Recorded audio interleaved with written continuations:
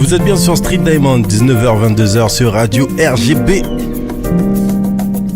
Je suis avec la team Street Diamond, comme d'hab, on est là, on est posé, on coupe le son vite fait. Est-ce que tu peux te mettre là par là, Mighty, parce que AC va venir par ce côté. Voilà, tout le monde s'installe, on se met bien. Fais attention à la caméra qui est à côté de toi, Mighty. Fais attention à mon petit Kenny. Hein, faut pas le bousculer, lui aussi, il est fragile. Et voilà, mademoiselle AC s'installe et on attend Kelly qui est dans les transports. Voilà, elle est en train de voyager. Vous connaissez comment ça se passe, le RER A, tout ça. Sergi, il fait bon vivre, mais faut y arriver. Donc vous êtes bien sur Street Diamond, 19h-22h sur Radio RGB. Et je vous l'ai dit, on est plus que bien accompagné. Bah, vous avez vu, hein, je suis accompagné de ma team Street Diamond. Et là, en l'occurrence, il y a mademoiselle AC dans le building. Mademoiselle AC, comment tu vas? Ton micro n'est pas allumé, mais Manu va se charger d'allumer ton micro au calme. Il y a aussi mon assistant de l'autre côté, Lomata. Allumez les micros, s'il vous plaît, pour entendre la douce voix de mademoiselle AC, s'il vous plaît. Oui, bonsoir. Ah là là. Comment allez-vous? Ça va ici? Ça a swingé la vie là. J'ai même envie de dire, ça swing, ça love, ça swing l'amour. Oh, on aime quand ça swing l'amour. AC qui est partout et tu cherches. Je sais même pas comment tu fais pour swinguer l'amour en travaillant tout le temps comme ça. Ah mais laisse tomber là, c'est pour ça que je suis contente. Ça travaille, ça bosse bien. D'ailleurs, je vous dis juste, ce soir, si vous pouvez aller à la Cigale, aller voir Ouma, allez écouter Ouma, elle va chanter pour vous dans vos oreilles. Je l'ai vu cet après-midi, je suis encore enjaillée là même. Ça, c'est les conseils. Il faut suivre. Street Diamond Everywhere, comme d'hab, on est partout, on vous le dit, on vous le répète. Et il y a Mighty Freeman qui est dans le building. Hello, bonsoir tout le monde. Vous allez bien. Comment tu vas, Mighty? Ça fait un moment en pleine forme, ouais, ça fait un petit moment. Mais je pense à vous, je vous regarde, faut pas croire. Je sais que tu fais plein de choses, tout le temps occupé. Ce matin, t'étais à la Téloche? Yes. Au M5? Yes. T'avais qui comme invité ce matin? Ce matin, on avait Luc Léandri, un zooker. Que j'ai connu pour la première fois. Enfin, je connaissais ses morceaux, mais je l'avais jamais rencontré. Okay. Très sympathique. Ok, cool. Bah, franchement. Toujours sexe. Et toujours sexe. Toujours sexe. Ah, le vrai zouk, la vraie époque. Sortez, on s'embarrassait pas. Toujours sexe. Ah, il y a Kenny, tu vas bien? Oui. Alors Kenny, c'est lui qui contrôle la Mevo, donc la caméra, le live Facebook, etc. Donc si vous voyez des beaux plans, des contre-plongées, des trucs un peu zarbi des fois, c'est Kenny qui se charge de ça. Made in Kenny. Voilà, Made in Kenny, by Kenny. Et avec bien sûr à la technique comme d'habitude, l'homme qui a le plus de fans dans l'émission, Manu Dolly's Baby. L'homme qui a vu l'ours. Hey, Kenny, mets-toi devant la caméra qu'on voit ton high top. Laisse-le tranquille. Mais non. Non, mais le high top c'est frais. Bien sûr que c'est frais. C'est au top. C'est le high top parce que voilà quoi, c'est top quoi. Lui, quand il viendra dans les voilà. Ça clash quand dans la caméra. Il viendra. Donc je vous rappelle que vous êtes bien sur Street Diamond, 19h-22h sur Radio RGB. On a tous charbonné. On a une grosse semaine et aujourd'hui on s'est dit que malgré le poids de cette semaine, on vient partager du love avec vous. On pourra pas partager les pizzas, il y en aura pas pour tous, mais il y en aura du moins suffisamment pour nous, j'espère. Donc on l'a dit, aujourd'hui, gros invités, comme d'habitude, elles sont là dans le building, Nubia et Jalissa Sekhmet. Bonsoir. Oh là là, ça sent au cœur, tout ça. À l'unisson. Oh là là. Comment allez-vous, mesdemoiselles, mesdames? Très très bien. Ça va, merci. Ça va tranquillement. Manu, encore une fois, mon technicien professionnel, si tu peux augmenter le volume du micro de Jalissa. Voilà, comme ça on va l'entendre bien. Alors, il y a pas mal de choses à dire sur Jalissa et Nubia. Donc Nubia, la première chose qu'on va dire, parce que les gens ne s'attendaient pas forcément à cet invité, je ne l'ai pas annoncé sur les réseaux, mais Jalissa l'a fait. Ce qu'il faut savoir sur Nubia déjà, c'est que c'est la fille de Jalissa. Oui. Donc déjà quand tu es la fille de Jalissa, c'est déjà, tu as déjà un background, tu vois ce que je veux dire? Tu sais que déjà on t'a mis au diapason, tu vois, la primaire, le collège, le lycée. Pression! Pression, tu vois? Exact. Et donc tu crées ta propre chaîne YouTube. Oui. Donc pas mal de choses. Et j'imagine que toi-même en plus, je t'ai déjà vu dans des événements divers et variés. Oui. Donc ça va parler de quoi? Alors ça va parler de plein de sujets, forcément autour de la question noire. Ma première vidéo sera sur le colorisme. Ensuite, je vais enchaîner sur l'histoire du cheveu crépus. Et après, je ferai une vidéo sur la sexualisation de la femme noire. Et puis après, on verra ce que j'ai envie de faire. Nubia, est-ce que je peux te demander ton âge ? J'ai 18 ans. Vous voyez ou pas ? 18 ans. Je vois que la conscience est présente. Ah ouais, à 18 parce ans. que la sexualisation de la femme noire. Wow. En plus, c'est la Projet. vidéo que j'aimerais vraiment faire le plus, en fait. C'est ce qui m'intéresse le plus. J'ai envie de traiter ce sujet, donc voilà. T'es dans la sociologie. Conscientisation, ouais. 18 ans, hein, c'est balèze. Ouais, hein, c'est cool. C'est balèze. Et toi, Macron, t'as fait quoi à ton âge, là? Je te jure, grave. Non, mais je vous ai dit, c'est la fille 2, hein, donc vous inquiétez pas, il y a des vrais trucs, hein, donc voilà. Elle est bien nourrie, son esprit est bien nourri. En tout cas, j'aime beaucoup ton prénom. Ah, merci, c'est gentil. Et- Merci à maman et à papa. Donc je vous l'ai dit, vous êtes bien sur Street Diamond 19h-22h sur Radio RGB. On est avec Jalissa Sekhmet et on est avec Nubia qui nous parlait à l'instant de la création de sa chaîne YouTube qu'on va suivre, qu'on entend de tels sujets. Et surtout, on a besoin de cette vision de jeunes de 18 ans parce qu'on est là comme ça. Bon, nous-mêmes on n'est pas loin non plus dans l'équipe, pour certains avoir vers les 18 ans tout ça, hein, mais Voilà, comme moi par exemple. voilà, mais d'autres voilà quoi. Ouais, 16 ans et demi, je suis à la traîne. Il a la traîne, 16 ans et demi. Voilà, donc une vision fraîche. Et on va parler bien sûr de Conscious Education Edition. Je l'ai bien dit ? Oui. Mon anglais est un petit peu faillit, hein, t'as Je peux vu ? le dire en français, c'est pas grave. Donc voilà, on va parler de ça, on va parler de pas mal de projets, on va surtout parler de ce projet, l'histoire des Antilles françaises, Guadeloupe et Martinique, ce crowdfunding qui a lieu, qui est en cours tout de suite. Donc déjà, vous n'avez pas le droit de vous écouter l'émission, vous pouvez toujours jeter un œil tranquillement. Donc vous allez sur Ulule, vous tapez Conscious, donc CONSCIOUS éducation, vous tapez ça et vous allez voir de quoi on parle, comme ça on est raccord, on est tous bien ensemble. Donc Jalissa, je t'ai reçu en 2015 je crois dans l'émission, c'était super sympa, c'est l'une des émissions le plus vues sur Facebook, l'une des émissions Street Diamond les plus vues. Elle est à je sais pas combien, elle est au-dessus de 10 000, mais je sais pas à combien elle est. Je crois que même les gens ils l'ont capturé, ils l'ont prise, ils ont fait n'importe quoi avec. Bref, ils ont kiffé. On avait parlé justement de ton ouvrage sur l'histoire de l'Afrique et sa diaspora, de la préhistoire à nos jours. Quel a été ton parcours depuis 2015? Alors, depuis 2015, pour l'instant, nous avons des très bons retours face à ce livre. Et en fait, l'objectif, entre guillemets, a été touché. En fait, on touche tous les âges. Et donc, moi, on touche tous les âges, donc moi c'était vraiment mon objectif. Donc pour ceux qui n'avaient pas suivi la première émission, Conscious Éducation, en fait c'est une maison d'édition jeunesse spécialisée sur l'histoire de l'Afrique, des Amériques et des Antilles.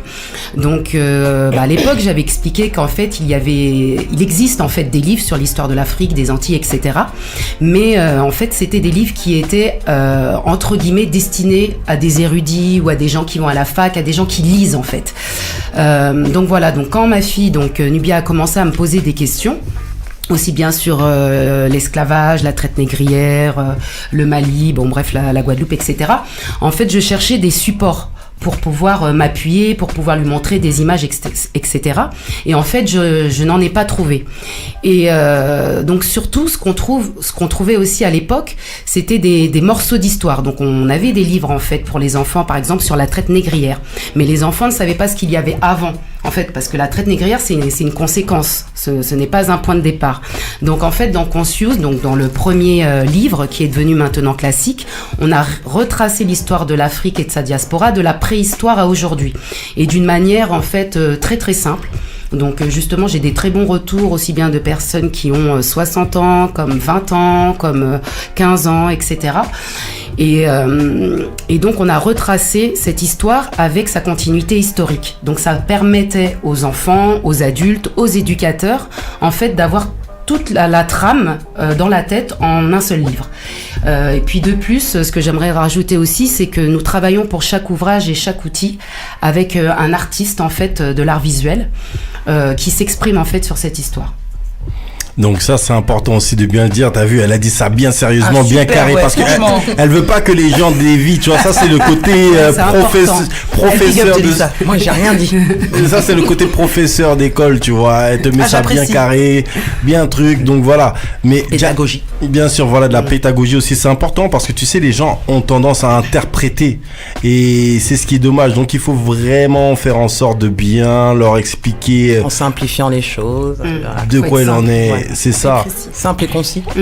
Donc il y avait toutes ces questions aussi à l'arrière de ton livre qu'on prenait et on voyait ces questions qu'on ne peut tout simplement pas poser à un professeur lambda dans l'éducation nationale. Si on lui dit monsieur le professeur, pourquoi mes arrière-grands-pères étaient-ils esclaves? Pourquoi sont-ils arrivés par bateau aux Antilles en Amérique? D'où venaient-ils? Qui a construit les pyramides? Pourquoi dit-on que l'Afrique est un continent pauvre, toujours en guerre, dans lequel la population meurt de faim?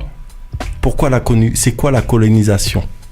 Oui, il y a beaucoup, toutes ces questions, hein, les enfants les posent, hein, donc justement c'est intéressant aussi qu'il y ait Nubia aussi, parce qu'ils ont des questionnements. Ils voient beaucoup de choses à la télévision, donc par exemple l'image de l'Afrique qui est toujours dans la misère, bon il y a la famine, le sida, tout ce que vous voulez, les mouches, voilà, voire réduit même à un pays parfois. Oui, l'Afrique est un pays. Exact. Ou une langue. Tout à fait. Africain. Tout à fait. Et moi, ce qui m'intéressait aussi, c'est justement cette, comment on peut dire ça, la génération en fait, les diversité, les échanges. Oui, les échanges, voilà, pardon. Les échanges intergénérationnels. Voilà, exactement. Donc, par exemple, nos parents, en tout cas en Guadeloupe, je pense que Martinique, c'est la même chose. Donc, nos parents, par exemple, nous parlaient pas de l'esclavage. Non. Donc c'était vraiment un sujet, c'est tabou. Complètement. Voilà, donc moi, ma génération, on a 42 ans. Donc justement, nous écrivons cette histoire et nous commençons vraiment à réfléchir, à prendre du recul face à cette histoire.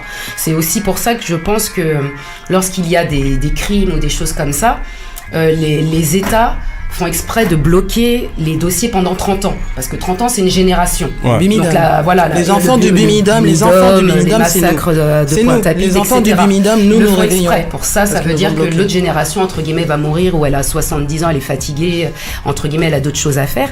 Donc, si nous, on ne transmet pas, en fait, ce combat à nos enfants, le déni s'en va avec eux. Le dossier s'en va, etc. Donc, moi, ce qui m'intéressait, justement, c'était ces rapports intergénérationnels et quel est maintenant le regard de nos parents sur cette histoire et le regard de nos enfants face à cette histoire. Tout le temps en restant simple et surtout dans le dialogue, ce qui est très très important. Et surtout dans la construction de l'enfant, ça c'est super important, le fait que un enfant se construit d'un certain âge à un autre et au moment de quand il passe l'adolescence et quand il devient adulte, c'est limite déjà trop tard. Quand tu apprends par tes propres moyens, tu apprends même à l'envers, quoi. Et là, du coup, comme nous. Hein. Voilà, comme nous, comme notre génération. Et là, du coup, tu as l'occasion d'apprendre dans le bon sens de A à Z. Et ça, c'est intéressant. Donc, surtout ça, je trouve que c'est à ce moment-là que tes livres, tes ouvrages tombent à pic et tombent à point.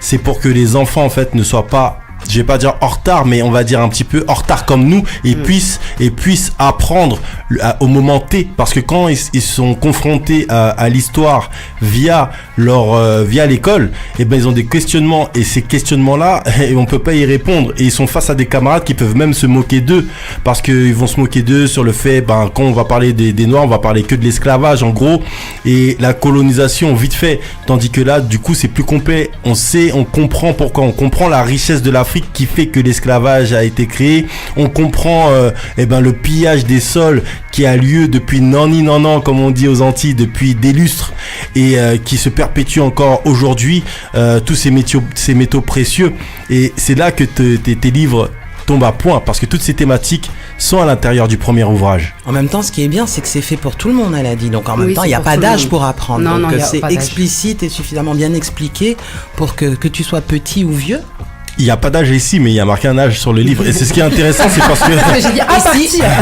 Non, mais parce que ce qui est intéressant, c'est qu'il y a aussi... tout le monde peut l'absorber. Voilà, c'est ça. C'est aussi les anciens qui apprennent. C'est pour ça. C'est ça. En fait, le truc, c'est que c'est simplifié. Donc, du coup, c'est simplifié. C'est à partir d'un certain âge. Donc c'est vulgarisé. Et donc du coup tout le monde peut se l'approprier. Mais avec ça, on va en parler après, il y a des cahiers d'activités où on peut aller encore plus loin et développer justement avec le premier socle qui est le livre.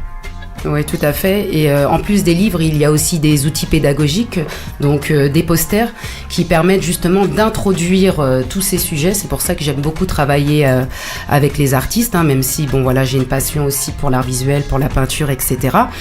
Et donc, on a une série de posters qui s'appelle History, Black Woman and Black Man, qui ont été réalisés par Félix Fokwa, donc qui est un jeune artiste qui vit au Cameroun, hein, et donc qui travaille avec la palette graphique.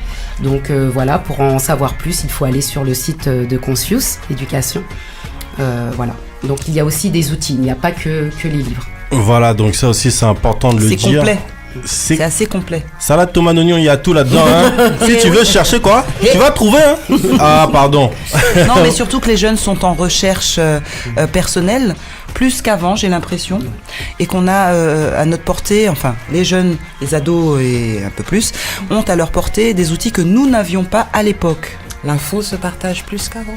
Absolument. Il y a aussi un petit truc important à dire, c'est que ça ne concerne pas simplement les afro-descendants. Et que bien connaître une société, c'est aussi s'intéresser au voisin qui vit et qui compose, et qui est une composante de cette société. Ça veut dire que le petit gars qui sort d'Auvergne, il peut et les parents se doivent aussi de lui apprendre cette histoire pour éviter d'aller lui raconter des conneries, ce qui risque à terme des bêtises, ce qui risque à terme d'empoisonner son cerveau.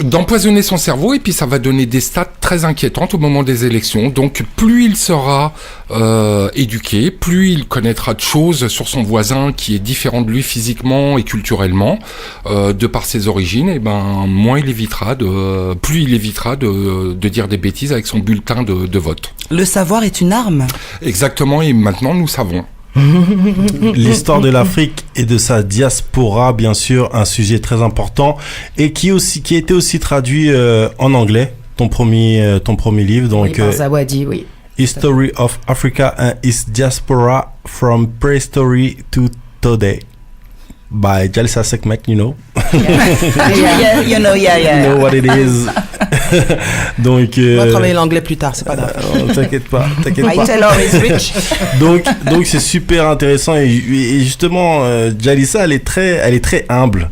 Et elle ne dit pas tout ce qu'elle a fait parce que c'est une personne qui est assez discrète, mais dans toute sa discrétion, elle s'est aussi imposée de participer à un concours, et j'imagine que c'était important aussi pour elle de participer à un concours, non pas forcément pour elle, mais pour médiatiser ses activités, et c'était un événement assez prestigieux, si je ne m'abuse.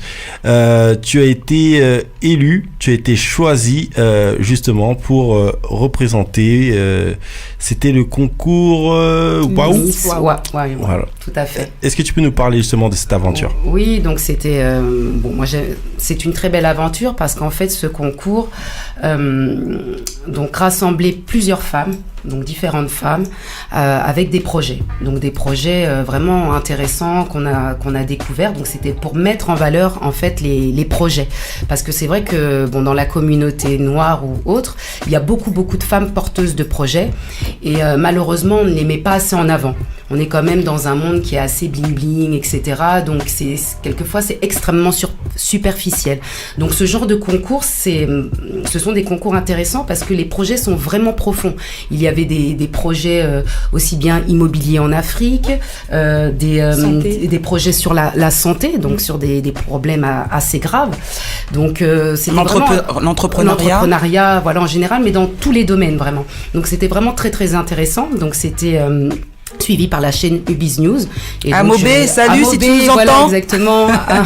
Amobé, Miss Mahop, Jafadja, etc. Donc ce sont aussi des gens qui travaillent aussi énormément, comme vous tous ici, qui sont très humbles aussi, parce que c'est aussi une qualité qu'il faut développer aussi, je fais un petit parallèle, mais qu'il faut aussi donner à nos enfants à l'heure où la société est vraiment basée sur le superficiel, sur le m'as-tu vu. Donc l'humilité, c'est aussi quelque chose qu'il faut apprendre, et justement toutes ces équipes, toutes ces femmes-là étaient vraiment dans Dans cet esprit-là. Voilà, dans cet état d'esprit. C'était au Bénin, c'est ça? Alors non, c'est cette C'était l'année précédente. Voilà, c'était l'année D'accord. précédente. Voilà, c'était sur Paris l'année précédente et cette année au Bénin. Donc voilà, donc le projet a plu, hein, puisque j'ai remporté en fait. Voilà, Bravo. le concours. Moi, j'ai voté. Felicitations, congratulations. Personnellement, j'ai voté. Je vais pas dire que c'est grâce à moi, mais Tu as personnellement. participé, d'accord. Mais personnellement, j'ai voté. Personnellement, j'ai voté. Merci Mac, merci. Est-ce que tu peux nous parler des ateliers Aphrodia? Alors, les ateliers Aphrodia, en fait, ce sont des ateliers pour enfants et adolescents. Mais donc, à chaque fois que les parents les emmènent, ils participent aussi. Mais normalement, c'est destiné aux enfants et adolescents. Et en fait, dans ces ateliers, donc il y a toujours une petite partie forcément historique, hein, pédagogique. Et en fait, on laisse parler les enfants sur un sujet. Donc, les sujets sont divers, hein. On a déjà fait la traite négrière, le hip-hop, La beauté noire, etc. Et donc ça permet aux enfants et aux adolescents de discuter. Parce que bon, je pense que Nubia après pourra rebondir, mais nos enfants en fait ont des discussions auxquelles nous on ne participe pas, hein, puisqu'ils sont aussi dans leur monde. Et donc en fait lorsqu'on les écoute, il y a des, comment on pourrait dire ça, des problématiques qui reviennent sans arrêt et qui ne sont pas du tout traitées. Donc ce sont un peu des transmissions de pathologies, si je peux dire ça comme ça, d'où aux États-Unis à London ce qu'on appelle les black therapy. Et donc voilà. Donc je sais pas si Nubia elle veut parler un peu des problèmes de jeunes entre guillemets, puisque sa première émission traitera du colorisme. Donc si elle l'a choisi, ce n'est pas pour rien, c'est pas comme ça. Moi je vais rien dire. Pas Alors, d'influence, hein. Nubia, faut vraiment que tu nous dises la vérité, toute la vérité. Est-ce que ta mère a une influence comme certains messieurs ont des influences sur des grands médias en France, parce qu'ils se partagent les médias à 3-4 là, tu vois? Une influence. Je sais pas si c'est le terme qui correspond. Forcément, maman m'a apporté plein de choses. Enfin, je pense que c'est normal. Je serais pas ce que je suis aujourd'hui si j'avais pas eu cette maman, forcément. Mais après, mes thèmes, mes problématiques, etc. que je choisis de traiter, c'est moi qui les choisis. Après, forcément, si j'avais pas eu tout ce background, comme tu l'as si bien dit tout à l'heure, derrière moi, je me poserais pas ces questions. Le colorisme, pourquoi ce choix? Le colorisme. Alors, en fait, ça faisait partie en fait, d'un tas de problèmes que je voulais traiter. Et j'en ai discuté avec maman et tout. Maman, elle m'a dit que c'était bien de commencer par ça, que c'était intéressant, que c'était bien. Donc, j'ai dit, je vais commencer par ça. Et pourquoi le colorisme? Parce que c'est une question qui est vraiment d'actualité. J'en parle souvent avec mes copines et mes copains. J'en parle tout le temps. Ça revient, en fait... Comme on a dit tout à l'heure, sous divers sujets, en fait, on en revient toujours à certaines problématiques, et d'où le colorisme. Et du coup, je me suis dit, fallait vraiment que j'en parle, c'était trop important. Et en plus, quand on se penche sur le sujet, on en apprend beaucoup, et j'ai trouvé ça super intéressant à traiter. Alors, juste pour les millions d'auditeurs de Street Diamond, est-ce que tu peux expliquer ce que c'est le colorisme? Alors, le colorisme, c'est le fait au sein d'une même communauté, d'apprécier, on va dire, certaines carnations de peau plus que d'autres. Donc ça peut être au sein, moi je vais traiter plus forcément sur la communauté noire, mais il n'y a pas que dans la communauté noire. Il y a aussi chez les Indiens, comme on le voit dans les films, dans les Bollywood. En général, ce sont souvent les filles aux peaux claires qui sont les actrices mises en avant, oui, voilà. oui. Toujours le même problème. Mais dans toutes les communautés, Chez de les toute façon. Asiatiques Chez les aussi, Asiatiques c'est aussi, voilà. Poudre de riz. Exactement. C'est ce qu'on appelle la Et même chez les pigmentocratie aux Antilles. Exactement. Avec tout le vocabulaire qui en découle. Bah oui. Chez nous. Mais même chez les Blancs. Et tous les problèmes que ça faire cause en fait maintenant. Parce que, et moi, ce que je voulais rajouter aussi, c'est que justement, dans mes vidéos, il n'y aura pas que l'exposition d'un problème, il y aura ici justement les solutions que l'on peut apporter. Enfin, celles que je vois en tout cas. Ça, c'est très important, hein. Je rebondis sur ce que dit ma fille, parce que maintenant, on a fait un état des lieux de nos problèmes. Que ce soit en Afrique, que ce soit dans les Antilles, peu importe. Mais maintenant, en fait, ce qui est important, c'est que chaque citoyen devienne acteur, en fait, pour trouver des solutions. Parce que maintenant, on connaît les problèmes, on connaît les causes, on a les conséquences. Donc, c'est vraiment intéressant que les jeunes, maintenant, se penchent sur les solutions. Comment traiter ces problèmes. Et je voulais aussi rajouter une petite parenthèse que Nubia n'a pas dit, mais ce qui est quand même poignant, Donc Nubia, elle a 18 ans, donc bon bref, maintenant elle est à la fac. Mais donc au collège, par exemple, ce qui est intéressant, c'est que les garçons, par exemple, les garçons noirs. Ah oui. Ça, je pense que c'est intéressant. Justement, comme on parlait des ateliers Afrodia, il y avait justement une fille qui était venue à l'atelier, une adolescente, qui était un peu plus jeune que moi et qui justement avait rebondi sur le fait que les garçons noirs préféraient les filles justement plus claires à l'école, etc. Et donc ça m'avait fait trop de peine et tout, et j'étais d'accord avec elle, mais ça m'avait touchée parce que ça l'a touchée en fait. Et du coup je me suis dit en fait à partir de ce moment-là, non, faut trop que je fasse quelque chose en fait. Et donc et c'est vrai que cette fille, elle m'a donné envie en fait de faire quelque chose. Nubia, si c'est pas trop indiscret, tu as choisi quoi comme étude à la fac? Alors là, j'étais en prépa littéraire et en fait, ça m'a pas plu du tout. Et donc là, je suis actuellement en sciences politiques. En licence, j'ai commencé ma licence de sciences politiques. Il faut aller botter les fesses aux gens là qui marchent de travers, qui disent on marche mais qui vont n'importe où là. Hey, on marche droit, on marche avec Nubia. Impressionnant. Moi j'ai une petite question. Est-ce que du fait de la communication, de la transmission avec ta maman, tu sens une différence de perception de ta part vis-à-vis d'autres personnes qui n'ont pas eu la chance d'être peut-être encadrés par les parents, voilà, qui ont peut-être un petit peu défriché le terrain pour dire non, tu sais, c'est pas si mauvais que ça, il faut aller dans ce sens-là, etc. Donc... Oui, forcément beaucoup, parce que tout le monde ne pense pas comme moi, et je pense que encore heureux, mais en fait, je vois qu'il y a vraiment un manque chez certaines personnes, si je peux dire ça comme ça, parce que, il y a un manque, en fait, il y a un manque de connaissances, en fait, et c'est vraiment pas de leur faute, hein. Moi, j'ai eu la chance d'avoir cette maman, mais c'est sûr que si on grandit avec des parents qui sont, par exemple, tout de suite issus de l'immigration, ces parents, ils ne se penchent pas sur ce sujet, et en fait, ils ont d'autres problèmes à régler, en fait, ils ont d'autres choses à faire, et du coup, ça fait que, leurs enfants, qui sont quelquefois de ma génération, manquent de beaucoup de connaissances, et du coup on n'a pas forcément les mêmes points de vue parce que ils réfléchissent pas avec ce bagage en fait, si je peux me permettre en fait. Je vous rappelle que vous êtes bien sur Street Diamond, 19h-22h sur Radio RGB. On est avec Jalissa Sekhmet et on est avec Nubia. Nubia a 18 ans, hein, c'est elle qui vient de parler. Hein. Real lyrics, you know. Donc elle ne blague pas, dit des vraies choses et c'est super sympa. Qu'est-ce qu'on retrouvait, Jalissa, dans le cahier d'activité ?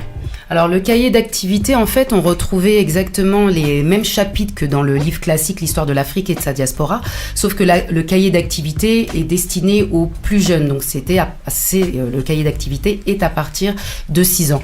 Donc dans ce cahier d'activité, donc on reprend les chapitres mais sous forme ludique. Donc il y a des mots fléchés, des coloriages. Par exemple, il y a le coloriage de Bob Marley, de Tupac. Donc ça aurait été des coloriages qu'on aurait bien aimé colorier petit et qu'on n'avait pas. Donc voilà, je me suis aussi fait plaisir. Voilà, donc voilà, là on a Bob Marley, on a Tupac, on a mis Salif Keita, on en a mis beaucoup. Donc ce qui permet déjà aux plus jeunes d'avoir aussi un effet miroir, d'avoir une représentation d'eux-mêmes. Et c'était aussi important pour moi de mettre Salif Keita en tant qu'albinos aussi, puisque c'est aussi des problématiques aussi, surtout en Afrique, hein, sur le continent africain. Donc ça permet déjà d'avoir une première approche pour les enfants.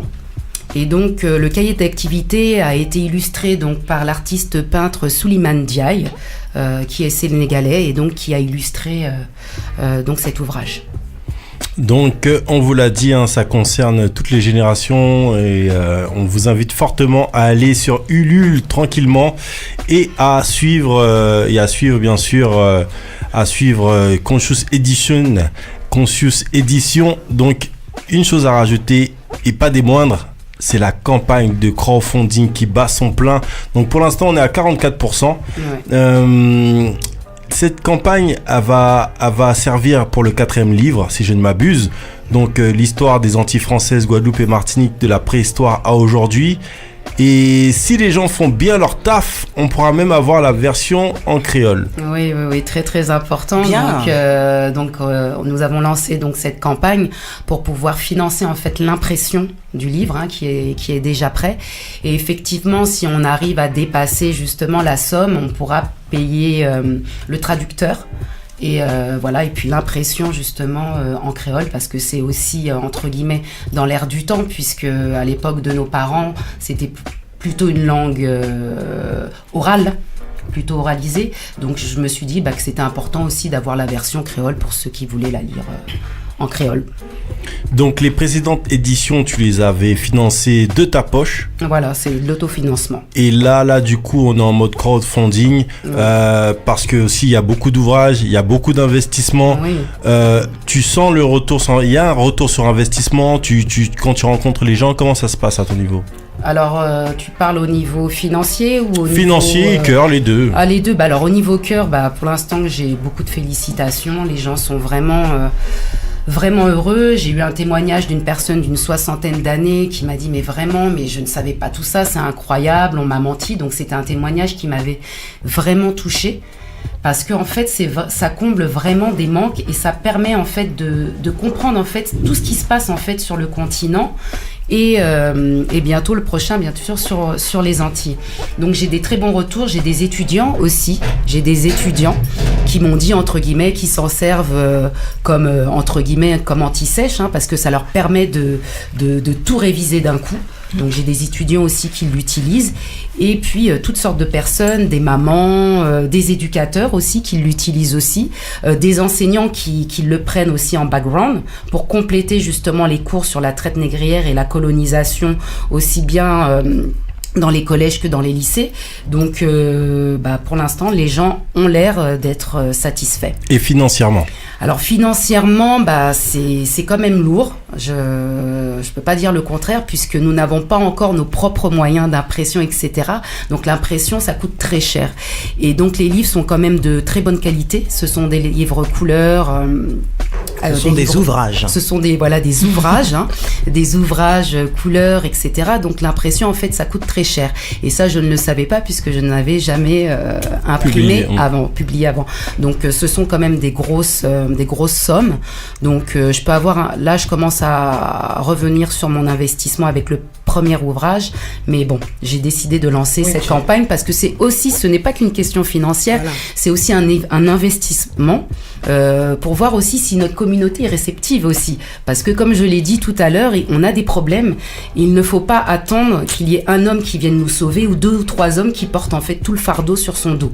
Ça veut dire que chacun en fait doit prendre ses responsabilités, participer. Nous sommes tous des êtres créateurs, des êtres divins, peu importe le domaine, nous avons tous quelque chose à apporter, et moi je trouve ça extrêmement important. Donc voilà, c'est un grain de riz plus un grain de riz. Voilà. Le prochain livre contient 7 chapitres, donc on rappelle que le prochain livre qui est justement boosté par le crowdfunding, donc allez-y, ça se passe sur Ulule, l'histoire des Antilles françaises, Guadeloupe et Martinique de la préhistoire à nos jours. Et ça, encore une fois, c'est super important, l'histoire de l'homme noir et l'histoire des Antillais, l'histoire des Guadeloupéens ou des Martiniquais ne commence pas en Guadeloupe et en Martinique. Il y a plein de choses qui se passent avant, et ça aussi c'est important de le dire. Et justement, et ensuite toute cette construction justement qui a lieu en Guadeloupe et en Martinique, qui crée cette population guadeloupéenne et martiniquaise. Donc il y a 7 chapitres dans ce bouquin. Le premier chapitre, c'est des Amérindiens à la colonisation européenne aux Antilles. Le deuxième, c'est la traite négrière européenne. Le troisième chapitre, c'est des résistances à la libération des esclaves. Quatrième chapitre, le développement de la population dans les Antilles françaises de 1848 à 1946.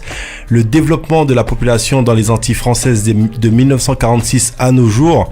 Et le 6e chapitre, c'est les conséquences de la traite négrière européenne. 7, les réparations. Oui. Voilà, tout un programme. Donc, mais ça va être, c'est vraiment un livre pédagogique, donc très simple. J'en parlais aussi ce matin avec Nubia, parce que c'est vrai que c'est difficile de retenir des dates. Bon, en fait, pas pour tout le monde, mais c'est vrai que pour une adolescente, par exemple, c'est difficile de dire oui en 1635. Oui, c'est un petit peu contraignant. C'est un peu, compliqué. Donc, ce que je lui disais, en fait, ce qui est important en fait dans l'histoire, c'est de comprendre les mécanismes et comment on arrive en fait à un fait. C'est ça qu'il faut en fait que les jeunes comprennent. Et ensuite, après, plus tard, effectivement, on peut être beaucoup plus rigoureux en donnant des dates précises. Mais c'est vrai que les jeunes sont quelquefois rebootés par l'histoire à cause des dates. D'ailleurs, moi, j'étais très nulle, j'avais 2 de moyenne, j'étais 0 en histoire. Mais en fait, ce qui est important, il faut que les jeunes comprennent ça, c'est comment on en arrive là. Ça veut dire, par exemple, aujourd'hui, voilà, 2009, comment on en est arrivé à 2009. Donc, ce sont vraiment les faits, les causes et les conséquences. Ça, c'est super important. Et encore une fois, on booste. On booste, encore une fois. Faut aller sur Ulule. Faut taper Conscious Éducation Édition. Et vous allez trouver justement cette campagne de crowdfunding. On va mettre le lien sur le Facebook de Street Diamond. Comme ça, vous pourrez tranquillement participer.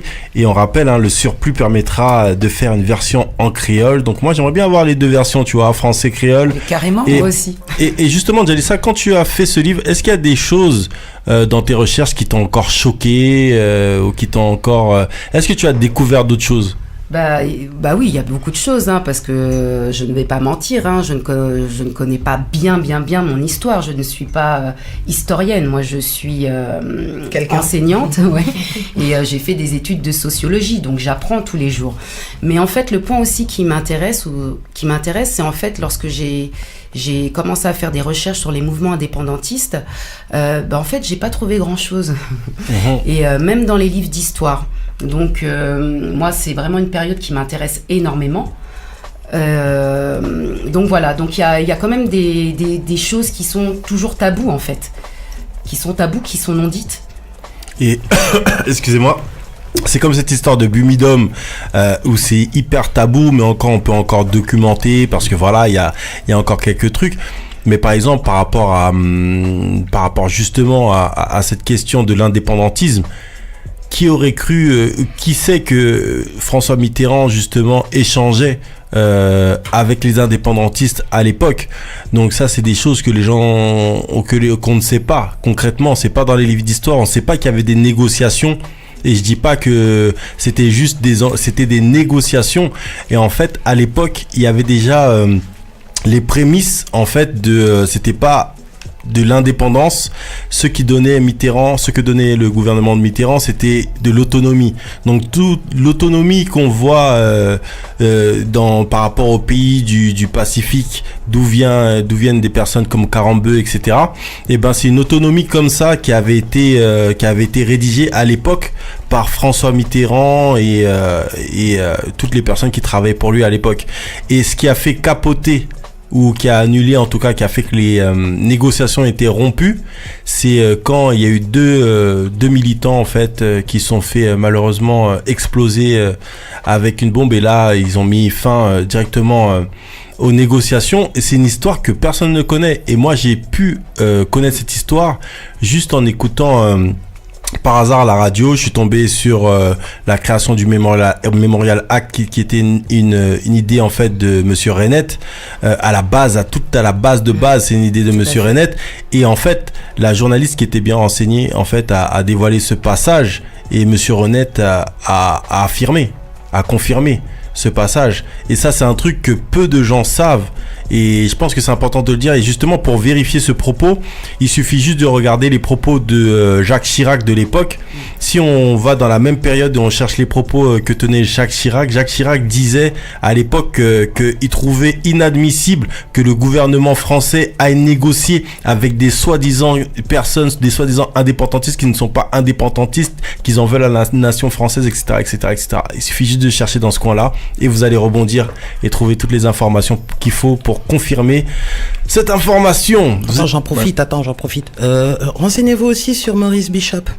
Voilà, c'est quelqu'un d'important aussi en tant qu'indépendantiste aux Antilles, et ce sont des histoires qu'on ne nous raconte pas, mais ce sont des gens qui se sont fait carnarder par l'État français, tout ça parce qu'ils négociaient un petit peu avec les Cubains. Ils apprenaient justement à être indépendants.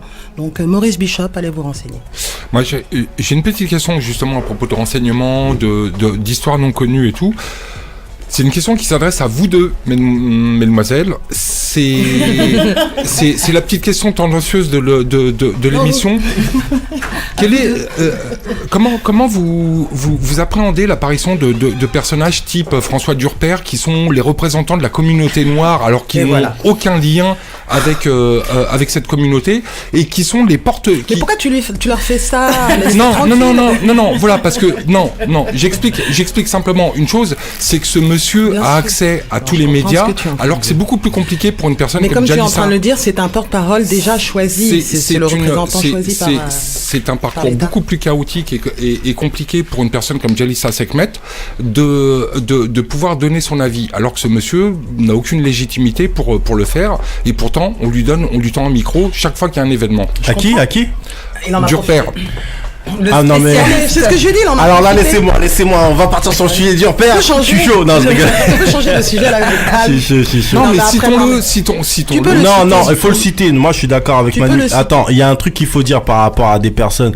Moi, je n'ai rien contre François Durper, je n'ai rien contre Pascal Blanchard, mais à un moment donné, il y a aussi des historiens noirs qui parlent de la communauté noire, qui ont vécu aussi tout un tas d'expériences et qui sont aussi des scientifiques, qui ont les données scientifiques, etc. Et en France, en fait, on a beaucoup tendance à mettre un blanc qui va parler de l'histoire des Noirs. Ouais, c'est moins risqué.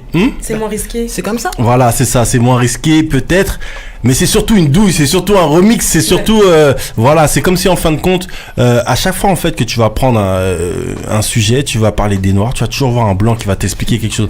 À un moment donné, j'ai rien contre ces personnes, hein, elles sont super cool, mais j'avais vu aussi un documentaire, justement, je crois que c'était de Be World Connection, donc un gros big up à Brother Jimmy. Malheureusement, Be World Connection, voilà, ça se termine, mais un gros respect à Brother Jimmy et toute son équipe. Dans ce document-là, à un moment donné, il y avait Pascal Blanchard qui parlait et qui parlait justement de la traite et qui parlait de l'histoire des Noirs et qui parlait à chaque fois de oui, c'est-à-dire nous faisons, nous avons subi, et à un moment donné, nous avons subi. À un moment donné, il y avait une Noire américaine qui était dans l'assemblée et qui lui a dit "What the fuck you mean by us?"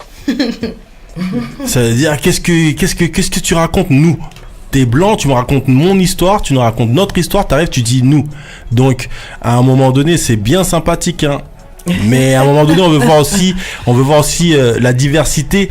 Elle doit aller partout. C'est pas juste un journaliste par-ci, un présentateur télé par-là. On veut aussi des intellectuels. Il y a plein d'intellectuels noirs qui sont disponibles, qui attendent vos appels. Vous passez le petit coup de bigot, vous passez le petit coup de téléphone. Il y a pas de souci, ils vont se déplacer, ils vont venir. Mais on voit trop dans les médias à chaque fois des personnes choisies, même parmi les Noirs des fois. Merci beaucoup, parce que c'est comme ça en France. Mais ça va évoluer.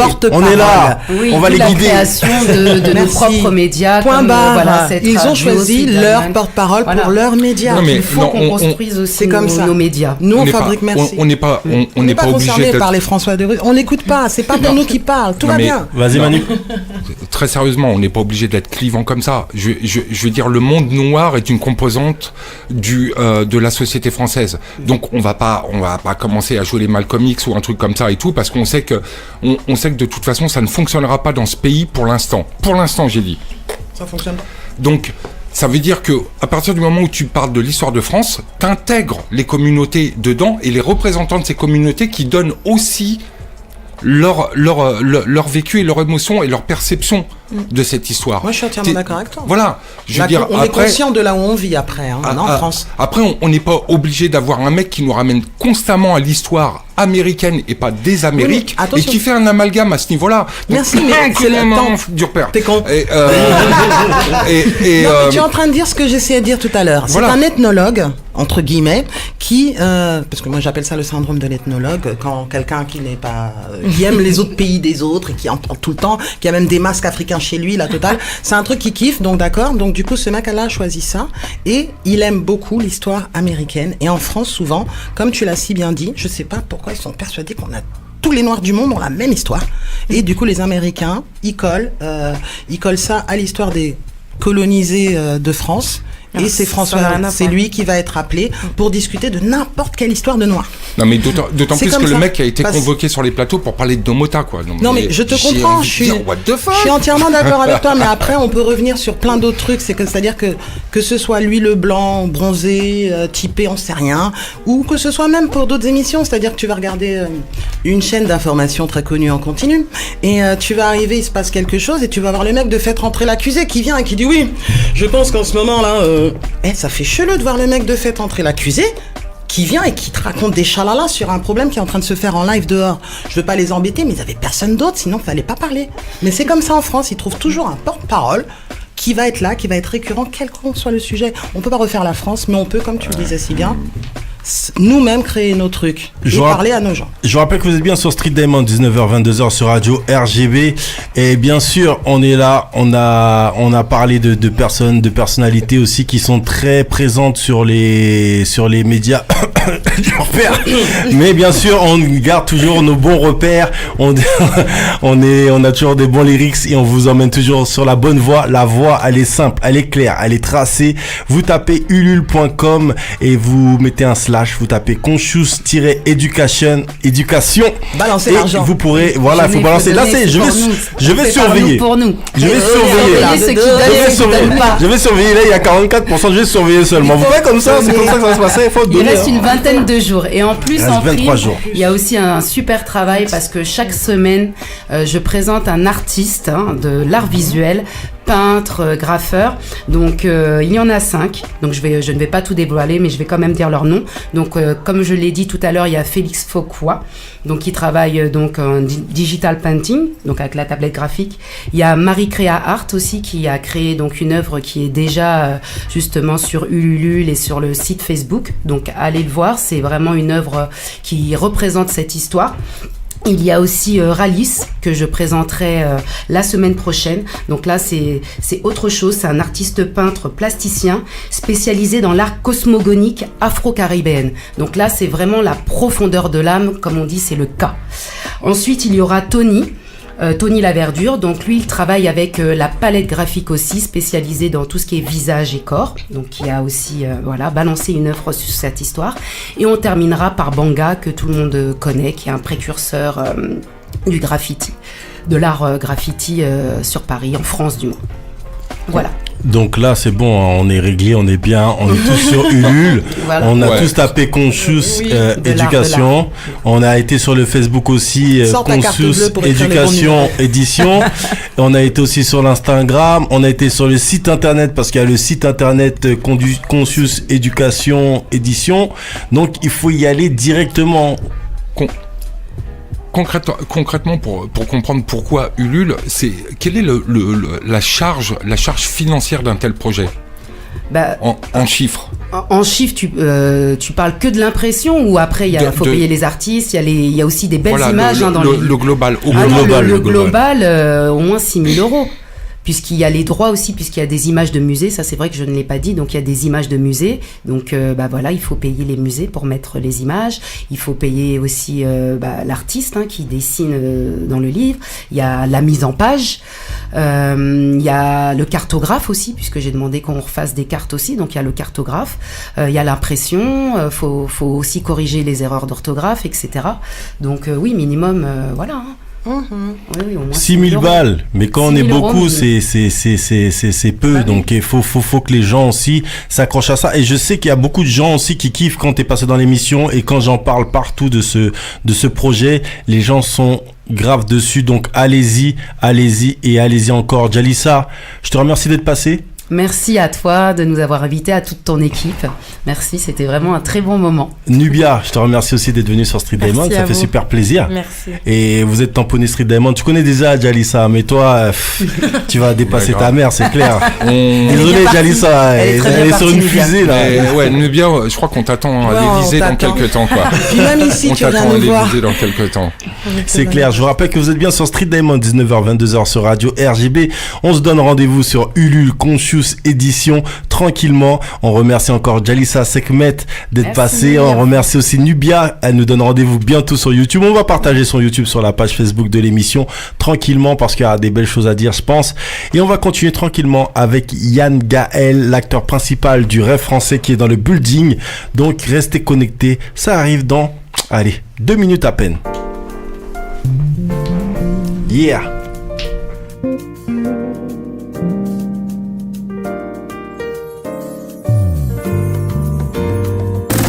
Street Diamond, 19h, 22h sur Radio RGB avec Mac Parot et la team Street Diamond.